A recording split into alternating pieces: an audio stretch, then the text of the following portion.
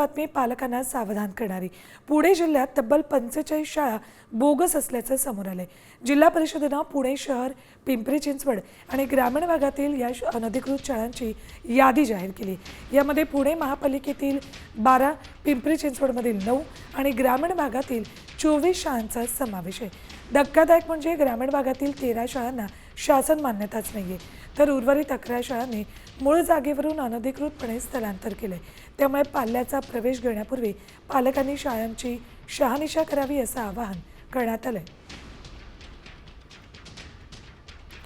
कोणत्या शाळा अनधिकृत आहेत पाहूयात ग्राफिक्सच्या माध्यमातून।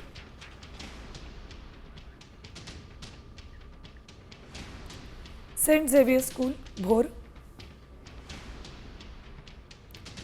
Original Matoshri English medium school Sortapawadi Haveli, Indapur new leaf English medium school Saradewadi Ira public school, Ahilya English medium school Kajad Indapur, Jayashree English medium school Thakurvasti, Dnyanraj English medium school Markal Khed, Dnyanjyot English medium school Padmavati road, Chhatrapati Shivajiraje Vidyalaya Alandi Kelgaon road Khed, humpty dumpty pre school देवकरपा मॉल Wada road, Saraswati Vidyalaya Alandi Kelgaon road Khed, Jesus Christ English medium school Kamshet, sunshine English medium school Navla Kombri Maval, angel high Dattawadi Nere, Saraswati classes Pirangut, creative international school Jambe Mulshi, Shri Shri Ravishankar Vidya Mandir Bhogav, Chanakya junior college Pirangut Mulshi, Roseland international school Pirangut, elite international school कासारांबोली,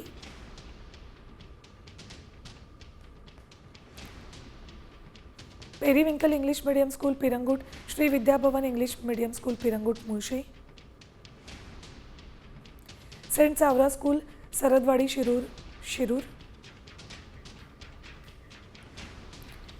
यानंतर आपण थेट जाऊयात पुण्यात। आमचे प्रतिनिधी सागर आव्हाड तिथून आपल्यासोबत उपस्थित आहेत, त्यांच्याकडून अपडेट्स घेऊयात।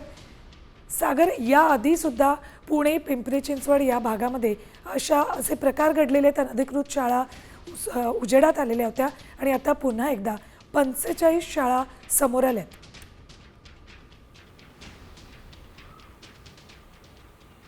नक्कीच सुवर्ण, आपण जर पाहिलं तर पिंपरी चिंचवड, पुणे शहर आणि पुणे ग्रामीण यामध्ये 45 शाळा ज्या आहेत त्या बोगस आहेत। मात्र दरवर्षी वारंवार याच शाळा ज्या आहेत त्या बोगस यादीमध्ये येतात। यातल्या जर पाहिलं तर हा आकडा जो आहे तो 55 ते 60च्या दरम्यान होता। मात्र यावर्षी 45 शाळा म्हणजे बाकी शाळा ज्या आहेत त्या अनधिकृत झाल्यात की त्यांनी आपली मान्यता जी आहे ती घेतलेली आहे किंवा त्यांनी बंद केल्यात। याबाबत कुठलेही स्पष्टीकरण जे आहे ते अजून जिल्हा परिषद असेल यांच्याकडून मिळालेले नाही, शिक्षण विभागाकडून। मात्र आपण जर पाहिलं तर या शाळांना म्हणजे छोट्या अटी जर त्यांनी पूर्ण केलेल्या नसतील तर या शाळा अनधिकृत ठरवल्या जातात। कारण की 5 गुंठ्यामध्ये शाळा असणं आवश्यक आहे, ती 4.5 गुंठे असेल किंवा 3.5 गुंठे असेल तरी जिल्हा परिषदच्या काही नियमानुसार ती शाळा अनधिकृत केली जाते।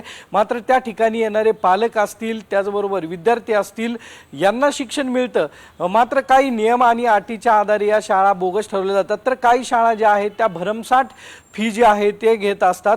यामध्ये अधिकाऱ्यांचा फायदा होताना पाहायला मिळतोय। आपण जर पाहिलं तर अशा शाळा बोगस दाखवायच्या आणि त्यांना दंड करायचा, तो दंड काही तडजोडी आणती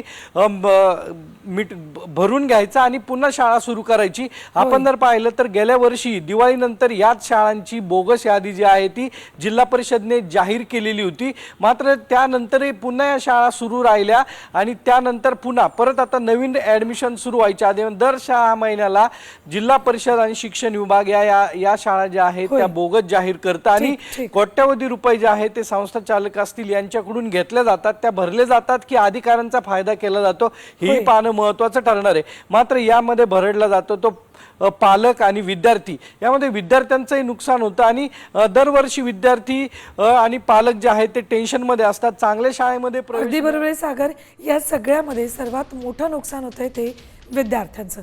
धन्यवाद संपूर्ण माहितीसाठी. पुणे ग्रामीण भागातही या अशा बोगस शाळा आढळलेल्या आहेत.